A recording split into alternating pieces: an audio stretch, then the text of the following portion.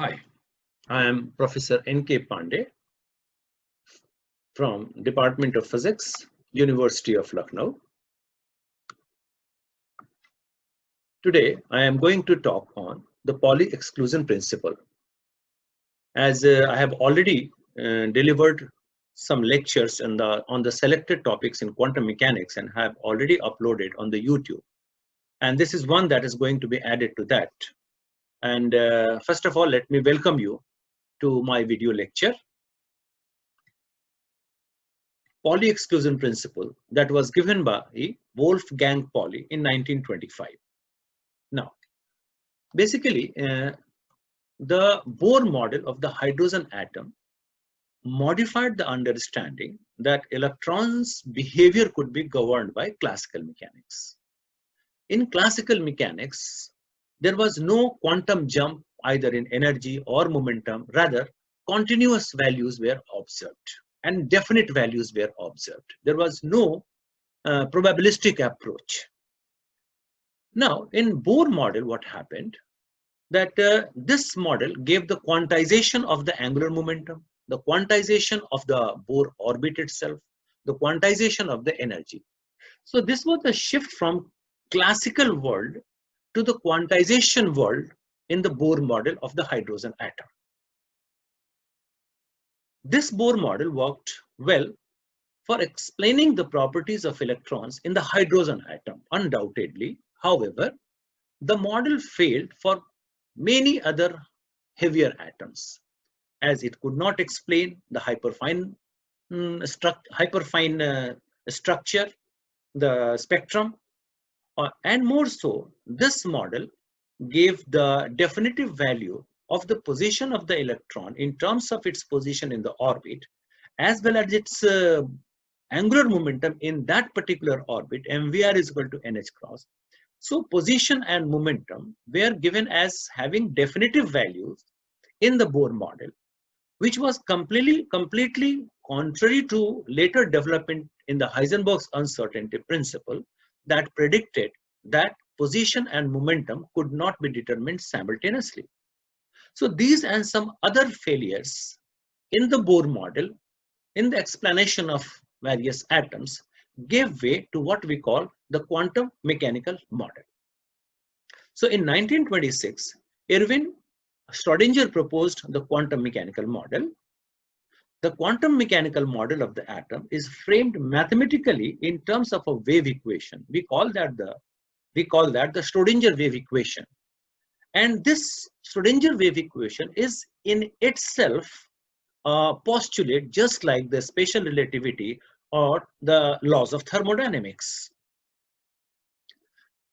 For example, time-dependent Schrdinger equation in 3 dimensions is given by this expression. It is known to all of us. And the steady state, that is time-independent Schrdinger equation in 1 dimension, is given by this particular formula. Now, a solution of the Schrdinger equation gives the wave function psi. Now, this wave function has the contains all the properties of the moving particle. Actually, the moving particle is associated with a wave is associated with a moving particle. We call it the Broglie or the matter wave, and psi is the wave function that represents that particular the Broglie or the matter wave. This psi wave function contains all the informations about the moving particle, every information about that. Now, therefore, the solution of this wave equation, the Schrdinger wave equation, is what we call the wave function. The wave function, this wave function psi, defines the probability of locating the electron in the volume of a space. However, because this wave function is a complex wave function, it can have positive as well as negative value, whereas the probability cannot be negative or complex. Therefore, to indicate the probability, or we define the probability density by mod psi square. So mod psi square defines the probability density of the particle that is in a space at xyz at the instant of time t. Now, this volume of a space in which we define the probability of locating the particle is what we call the orbital. Now, each orbital is characterized by 3 quantum numbers. These quantum numbers are n, l, and ml.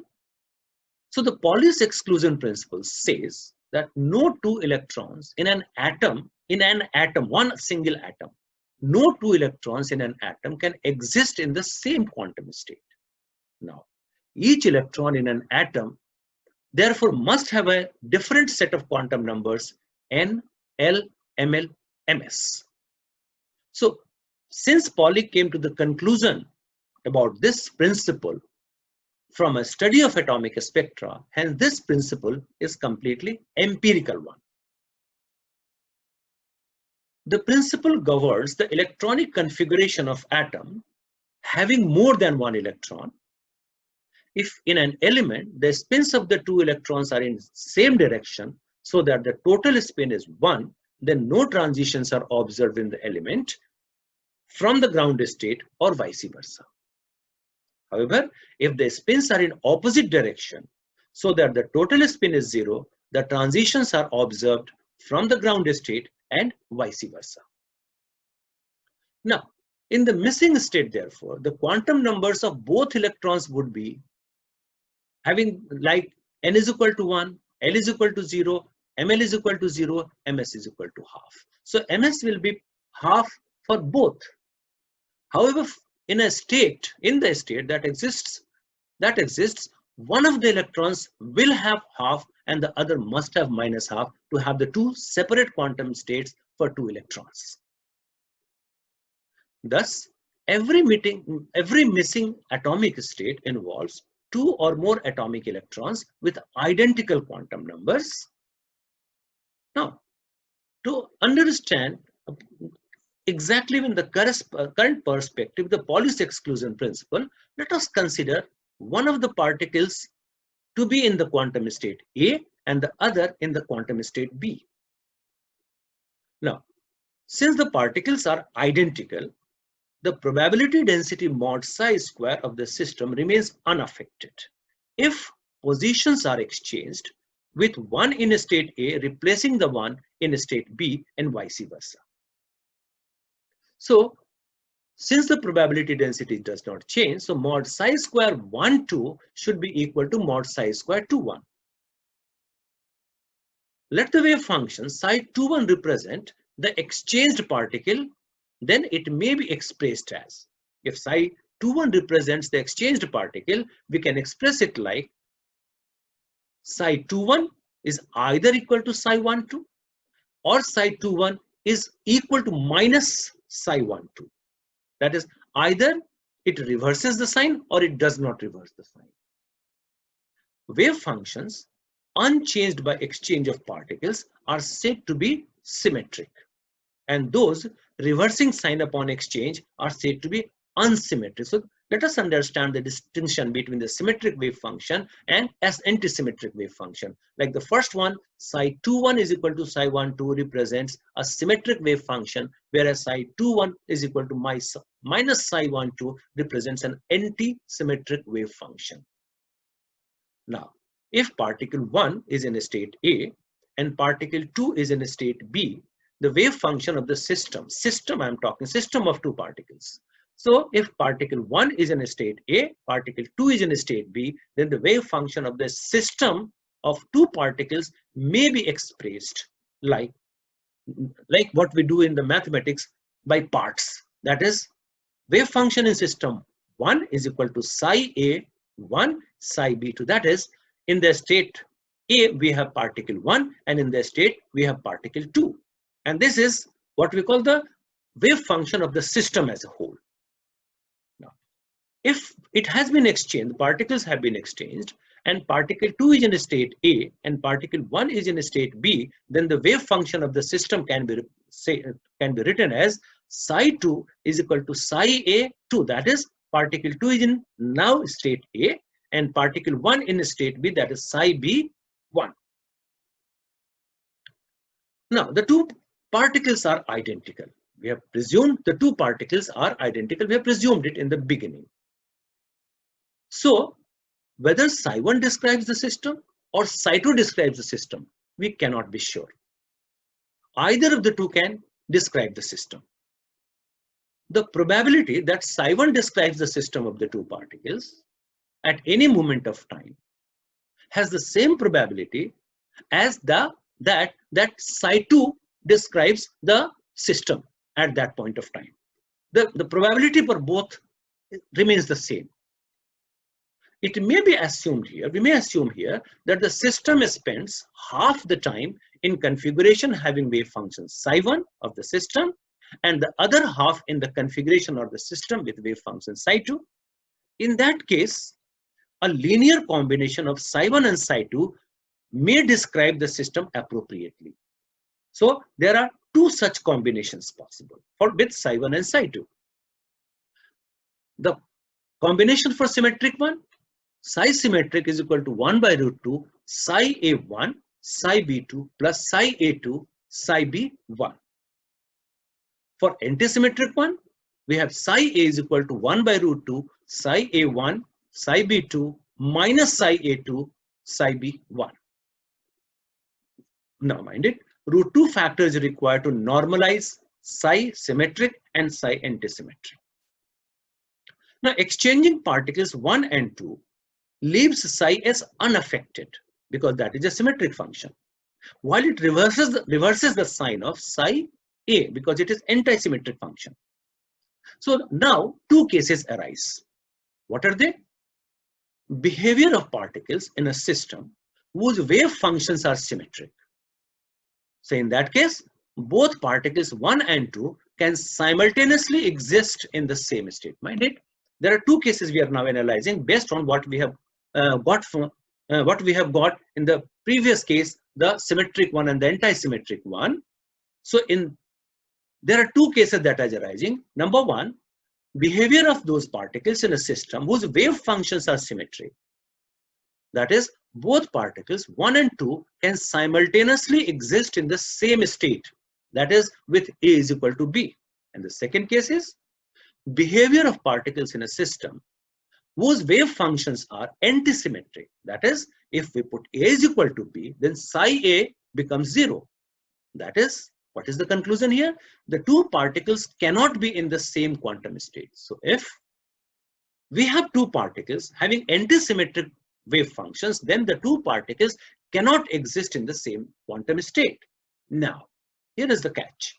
Now let us compare the above two statements with Pauli's exclusion principle. What does Pauli exclusion principle say? No two electrons in an atom can be in the same quantum state. And just now we have seen if two particles or two electrons cannot be in the same state, then their wave functions must be antisymmetric.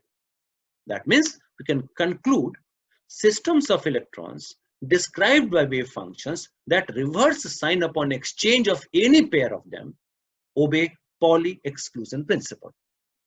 That is, only those particles will obey Pauli exclusion principle which on exchange reverse the sign of their wave functions.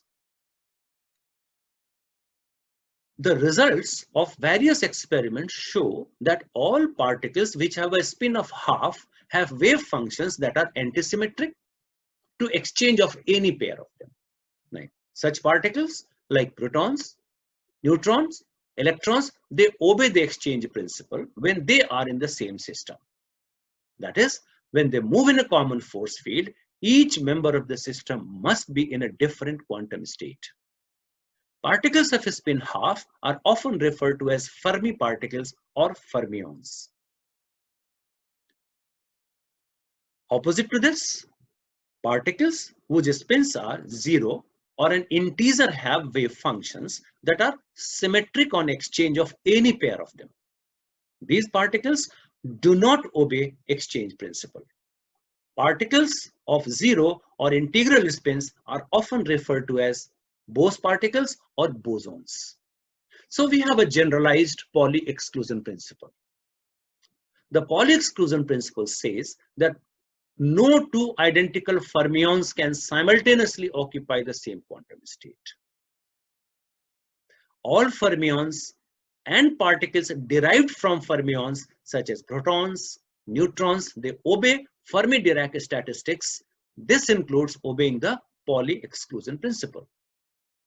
Quarks up and down, leptons like electrons, electron neutrinos, muons, muon neutrinos, taus, and tau neutrinos are all fermions. The Pauli exclusion principle does not apply to bosons. These are particles that obey Bose-Einstein statistics. They all have integer values of spins. Photons, gluons, gravitons, and the W, Z, and Higgs bosons are all bosons. Quantum numbers should in fact be considered as address of each electron within an atom.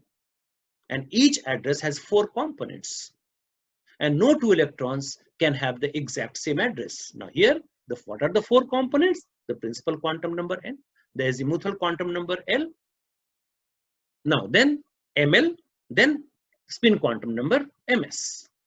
Just like a person is living down somewhere at an address, street number this, building name this, pin number this, and this much, this is the town. So just like you have an address for a person, you have the address for an electron given by 4 quantum numbers. Only point is that no 2 electrons in the same atom can have the same address. That is, they cannot have all the 4 quantum numbers identical. This Pauli exclusion principle states that no 2 electrons in an atom can have the same 4 quantum numbers. If 2 electrons occupy the same orbit, they must have different spins, because occupying same orbital means that they have same values of n, l, and ml. So they must have different spins. Pauli exclusion principle therefore limits the number of electrons that a shell or a subshell can contain. So the 4 quantum numbers that we have, n, l, ml, and ms. Now, let us see these things in brief to maintain the integrity of the lecture. Although I have I have uploaded a separate lecture on quantum numbers on the YouTube, but to maintain the integrity of this particular lecture as a whole, let us talk something about these quantum numbers. The principal quantum number n, the quantum number describes the electron shell or energy level of an atom. The value of the principal quantum number can be any integer with a positive value that is equal to or greater than 1. A large value of the principal quantum number implies a greater distance between the electron and the nucleus. The value n is equal to 1 denotes the innermost electron shell of an atom, which corresponds to the lowest energy state or the ground state of an electron. Thus, the principal quantum number n cannot have a negative value or be equal to 0, because it is not possible for an atom to have a negative value or no value for the principal shell. When a given electron is given energy and sent to the excited state, the electron jumps from one principal shell to higher shell, causing an increase in the value of n. Similarly, when electrons lose energy, they jump back into the lower shells and the value of n also decreases.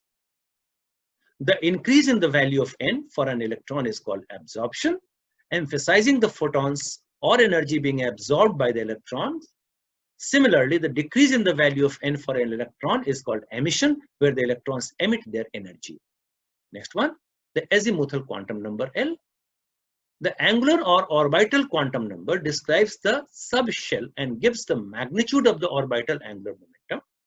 A value of the azimuthal quantum number can indicate either an S, P, D, or F subshell, which vary in shapes. This value depends on and is capped by the value of the principal quantum number, that is n. The value of the azimuthal quantum number ranges between 0 and n minus 1. Now, L is equal to 0 is called an S orbital, L is equal to 1, P orbital, L is equal to 2, D orbital, L is equal to 3, F orbital, and so on. Now, the value of range L ranges from 0 to n minus 1 because the first p orbital L is equal to 1 appears in the second electron shell. The first d orbital appears in the third shell, n is equal to 3, and so on. This quantum number specifies the shape of an atomic orbital and strongly influences chemical bonds and bond angles. Now, third one, magnetic quantum number ML. ML is associated with the orbital orientation. ML describes energy levels available within a subshell. ML yields projection of orbital angular momentum along a specified axis. Values of ML ranges from -L to +L with integer steps between them. The S subshell L is equal to 0 contains one orbital, and therefore the ML of an electron in an S subshell will always be 0. P subshell L is equal to 1 contains 3 orbitals, so ML of an electron in a P subshell will be -1, 0, 1. The D subshell L is equal to 0, L is equal to 2 contains 5 orbitals with ML values of -2, -1, 0, 1, 2. Similarly, now the final one is spin projection quantum number S. A spin quantum number describes the intrinsic angular momentum of the electron within that orbital and gives the projection of the spin angular momentum along the specified axis. Value of ms ranges from -s to plus. An electron has a spin s is equal to half. Consequently, ms will be plus half minus half, corresponding to a spin and opposite spin. Each electron in any individual orbital may have different spins because of the Pauli exclusion principle. Thus, an orbital can never contain more than 2 electrons. Thus, electron spin quantum number is independent of the values of L, N, L, and ML. These three are linked, but the S is independent, MS is independent. The value of this number gives insight into the direction in which the electron is spinning and is denoted by the symbol MS. So we have these quantum numbers n ranging n is equal to 1, 2, 3, 4, 5, etc. L 0 to n minus 1, ML minus L to plus L, and S is equal to plus half and minus half. So this way, each subshell has a maximum of 2 into 2L plus 1 electrons. And each shell has a maximum of summation L is equal to 0 to L is equal to n minus 1, 2 into 2L plus 1 number of electrons. This on breaking gives 2 into 1 plus 3 plus 5 plus 2 n minus 1 up to. The quantity in the bracket contains n terms whose average value is half 1 plus 2 n minus 1. So that 1 plus 3 plus 5 plus 2n minus 1 is equal to n into half this much. And finally, the maximum number of electrons in the nth orbit could be written as 2n squared, the very well known formula to everyone. So based on this one, the periodic table is made. Quantum states of hydrogen atom. For each n, there are n possible values of quantum number L. For each L, there are 2L plus 1 values of ML. So we have this chart over here. That is, if we have the principal quantum number n is equal to 1, L is equal to 0, ML is equal to 0, and because ms is plus half and minus half, so this is one s orbital, and we will have 2 electrons, 2 elements, and this will indicate the k shell. If n is equal to 2, we have L is equal to 0. L is equal to 0 will mean ML is equal to 0. MS is plus half and minus half. So 2s will contain 2 electrons. For n is equal to 2, we also have L is equal to 1. So L is equal to 1 will mean ML is equal to minus 1, 0, 1. And for each of them, we have MS is equal to plus half and minus half. Therefore, we have 2 electrons in the S, and in the 2p, we have 3 into 2, that is 6 electrons. And the number of elements here is 8, and the shell is called the K shell. If n is equal to 3, we have L is equal to 0, L is equal to 1, L is equal to 2. So L is equal to 0 means 3s, plus half and minus half means 2 electrons. L is equal to 1 means ML is equal to minus 1, 0, 1. And then MS is equal to half and plus half, minus half will mean 3p. In 3p, we have 6 electrons. Similarly, for n is equal to 3, we have L is equal to 2. L is equal to 2 will mean ML is equal to minus 2, minus 1, 0, 1, 2. And therefore, taking MS is equal to plus half and minus half. We have in 3s, we have 2. In 3p, we have 6. In 3d, we have 10. So total, we have 18. So there will be 18 number of elements, and they will be and they all will have M shell. Similarly, for n is equal to 4, you have L is equal to 0, 1, 2, 3. And similarly, ML will be 0, minus 1, 0, 1, minus 2, minus 1, 0, 1, 2, minus 3, minus 2, minus 1, 0, 1, 2, 3, etc. Taking MS is equal to plus half and minus half, we have 4s, 4p, 4d, and 4f orbitals. And 4s will contain 2, 4p will contain 6, 4d has 10, and 4f has 14. So there will be 32 elements in all having M shell in them. Similarly, the case has been analyzed for n is equal to 5 and also n is equal to 6 and n is equal to 7. In the same way, for n is equal to 6, we have P shell. For n is equal to 7, we have Q shell. So this way, the periodic table can be arranged by taking help of the Pauli's exclusion principle that no two electrons in the same atom can have all the 4 quantum numbers identical. So if they have n, L, and M same, they must have MS different, 1 plus half and 1 minus half. So the periodic table serves as a guide to both order of increasing electron energies and the order in which electrons fill orbitals. Electrons occupy the lowest energy orbital available, and as the number of electrons in an atom increases, the outermost electrons occupy higher and higher energy levels. These points and much more points about periodic table can be studied in some other part of chemistry, but how they are arranged in the periodic table based on Pauli's exclusion principle is what I have explained. I have started from the definition of the symmetric and antisymmetric functions, and I have said that the fermions whose wave functions reverse on exchange, they obey Pauli's exclusion principle. The fermions obey Pauli exclusion principle. The electrons, therefore, because they are fermions, they obey Pauli exclusion principle, and that is how we have come to this point. So thank you very much for